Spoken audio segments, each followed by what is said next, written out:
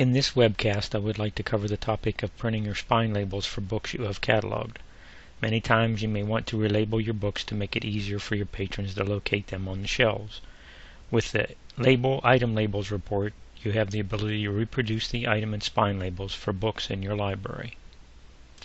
For a detailed description of using the Labels report, it is always good to consult the Workflows documentation located on the InfoOhio webpage under the Workflows Handbook. Once you have clicked on the link for the Workflows Handbook, select the Reports link. From here you will see the Item Labels report, which will include a tip sheet giving you the spine label stock for the report, as well as vendors who offer the label stock. The other part of the documentation will be the guide, which will give you step-by-step instructions for submitting and printing the report.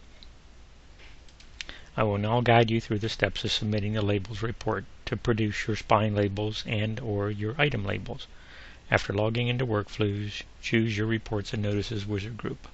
Under the InfoOhio tab, set up and schedule the LBL:"Item Labels report.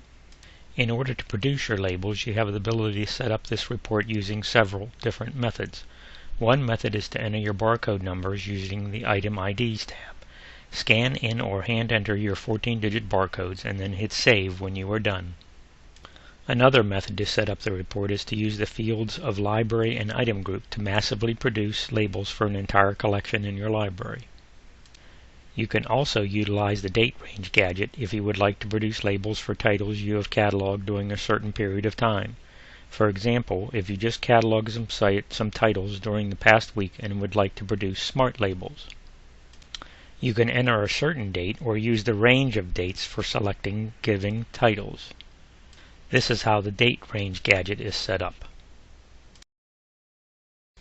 When you have decided upon how you want your labels produced, the last modification to the report is located under the Label Options tab. Normally this report defaults to producing item barcode labels. In order to produce the spine labels, you have to select the Spine Labels radio button located under the label type.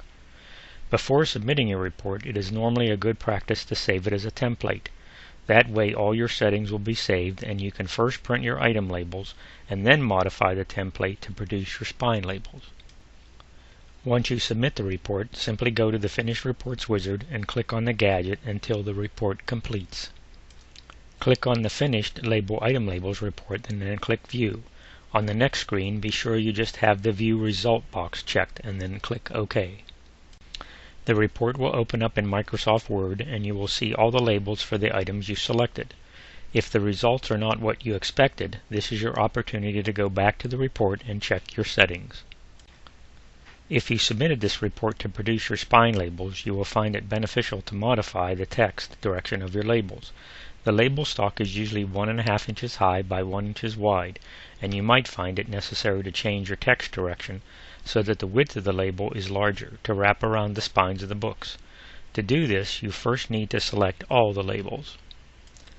Once you have selected all labels, you can then go to the text direction icon, which is usually located under the Layout toolbar, and click the text direction icon once. You can also use the center button located to the left of the text direction icon to further center the text of your labels.